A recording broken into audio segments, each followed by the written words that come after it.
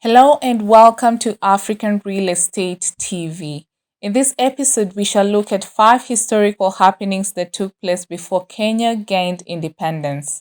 Number 1, the state of emergency that led to the creation of protected villages for most Kikuyu families. The entire Kikuyu population was uprooted and herded into protected villages with home guards and watchtowers. This isolated the rural people from the gangs. They had to build their own villages. It was done by compulsory labor, and we surrounded the villages in areas I was with ditches with spiked bamboos in the bottom. So it really was extremely difficult for anyone or any animal even to get through them.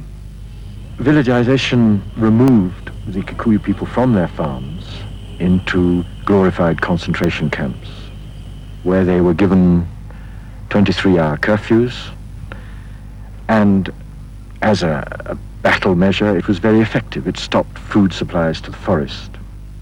Number 2, the arrest of the Kapenguria Six, which comprised of Mzee Jomo Kenyatta, Bildad Kagia, Kungu Karumba, Fred Kubai, Paul Gay, and Achengo Neko in 1952.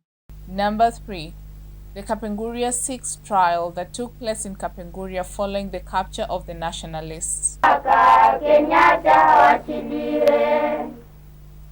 Tulisikia kutoka Kapenguria, mzee wetu amefungwa miaka 7 kazi ngumu. Here in Kapenguria, where today the national colors fly over independent Kenya, in 1953, Mzee Kenyatta and his comrades in arms were put on trial by the colonial government.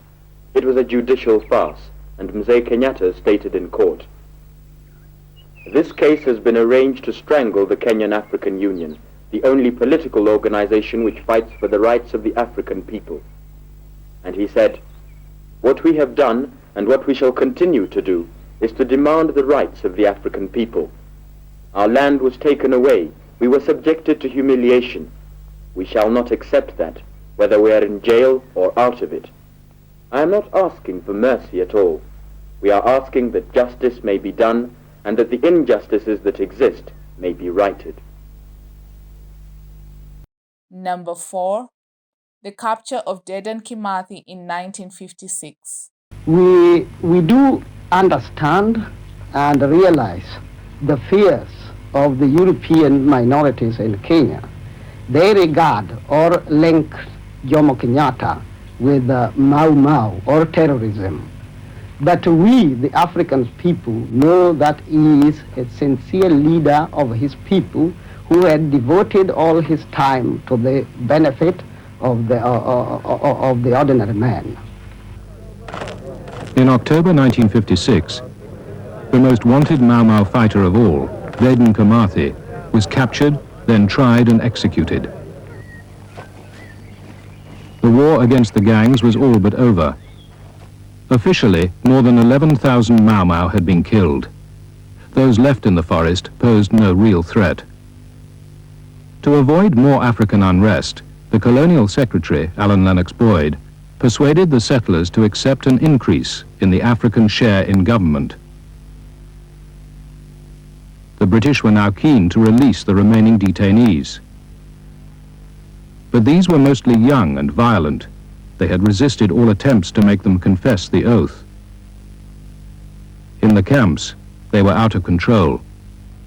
And finally, Mzee Jomo Kenyatta's speech during the final Lancaster House Conference in 1963, in which Kenya's constitutional framework and independence were negotiated. In the decisive constitutional conference, Mzee Kenyatta made his stand clear. We believe that Kenyans are one nation. It is also consistent with the African people's past and present efforts to secure unity. It is also the logical answer to the challenge which Kenya or any new nation must face after independence. The consolidation of independence, urgent economic reconstruction and development, the need to make an impact and have influence at Pan-African and international affairs must be our immediate aim. Can you believe that the answer today can be found in only one decision at this conference, namely agreement on a date for full independence for Kenya? Returning from London, he declared, "What we have been struggling for is to redeem our country from the yoke of colonialism and imperialism, and to be able to build a Kenya that Africans can be proud of." So, with this in view, I will say every one of us should join with our word, Harambe! Harambe! Harambe! Harambe!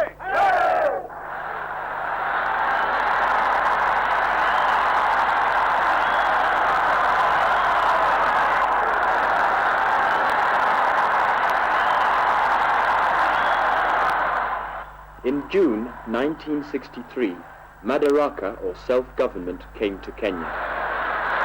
Prime Minister, the Honorable Jomo Kenyatta.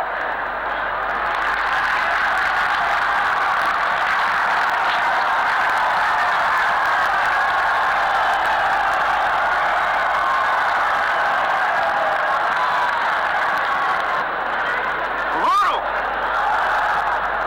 I, Jomo Kenyatta,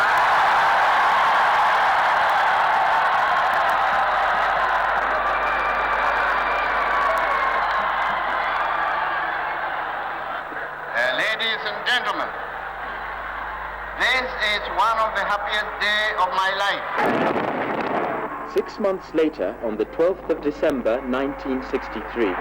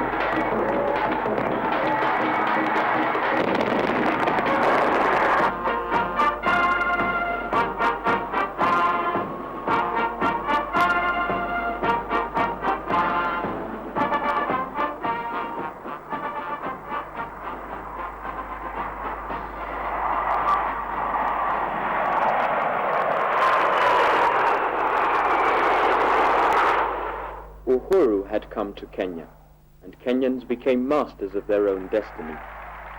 Prince Philip, representing the Queen of England, handed over the official instruments of independence. Kenya had come a long way in a mere generation. Kenyans celebrated, and under the leadership of Mzee Jomo Kenyatta, they set to work to face the challenges that lay ahead. Harambe! Harambe! Harambe! Na mashamba yetu harambe! Na mifugo yetu harambe! Na serikali yetu tukufu harambe!